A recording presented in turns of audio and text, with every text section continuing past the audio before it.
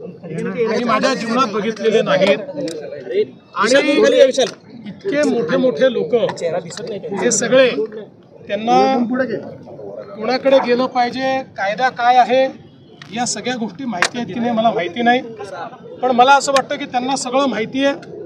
केवळ perception create करण्याकरता निवडणुकीत आपण हारलो तर आधीच परसेप्शन क्रिएट करण्याकरता ते करतायत. कारण काल ते राज्यामध्ये जे निवडणूक अधिकारी आहेत चोकलिंगम यांच्याकडे गेले होते.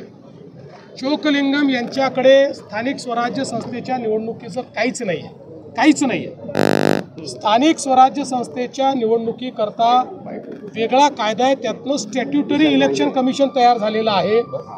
ते इलेक्शन कमिशन दिनेश वाघमारे यांच्या नेतृत्वात आहे. त्याच्यावर पूर्णपणे सगळा कंट्रोल हा कायद्याने त्यांना देण्यात आलेला आहे, तो राज्य सरकारचा देखील नाही. आता काल हे सगळे महाभाग इकडे जाऊन भेटले. यांना भेटल्यानंतर त्यांच्या लक्षात काल आलं की आपल्याला भेटायचं होतं दिनेश वाघमारे यांना. मग काल त्यांच्याशी चर्चा करून काहीतरी थातूर मातूर सांगितलं. म्हणाले हे इलेक्शन कमिशनर त्या इलेक्शन कमिशनरला बोलवणार आहेत. आता या इलेक्शन कमिशनरला त्या इलेक्शन कमिशनरला बोलवायचा अधिकार नाही, कारण हे दोघे वेगळे आहेत. ह्या दोन वेगळ्या स्टॅट्युटरी बॉडीज आहेत. स्थानिक स्वराज्य संस्थांचे इलेक्शन हे ते इलेक्शन कमिशन त्या ठिकाणी कंडक्ट करतं. आता आज त्यांना भेटल्यानंतर तिथे काय मागणी करावी हे त्यांना समजलं नाही. मुळामध्ये एक गोष्ट आपण लक्षात घ्यावी, जे काही राज्याचं इलेक्शन कमिशन आहे, स्टेट इलेक्शन कमिशन, हे पूर्ण निवडणुका कंडक्ट करतं. सगळे अधिकार त्यांना आहे. वोटर लिस्टच्या संदर्भात ते जी काही लोकसभा विधानसभेची वोटर लिस्ट आहे ती पहिल्यांदा ॲडॉप्ट करतात आणि मग सगळ्यांना त्याच्यावर ऑब्जेक्शनची संधी देतात, त्याच्यावर ॲडिशन डिलिशनची संधी देतात.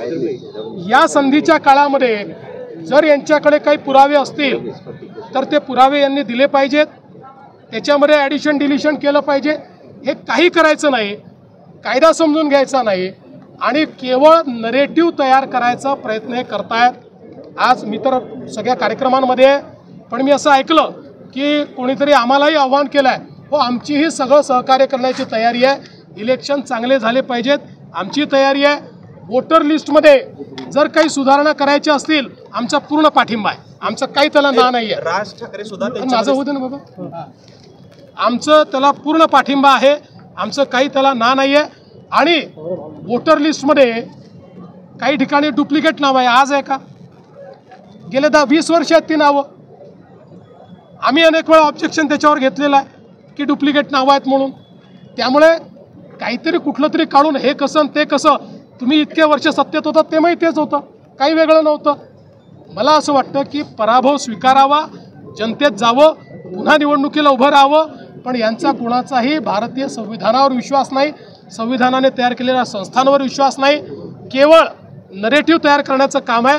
आणि म्हणून या 2 दिवसाच्या त्यांच्या चक्रा फियास्को आहे, फियास्को. त्यांना कल्पना देखील नाही की कोणाकडे काय मागणी केली पाहिजे. मला असं वाटतं म्हणूनच यात सगळ्यात ज्यांना समजतं ते पवार साहेब आहेत. कालच पवार साहेबांच्या लक्षात आलं आणि म्हणून पवार साहेब आज त्यांच्यासोबत गेले नाहीत. CEN न्यूज, देश प्रदेश की ताजा तरीन खबरों के लिए CEN न्यूज को सब्सक्राइब करें और रहें पल पल की खबर से हर पल बाखबर.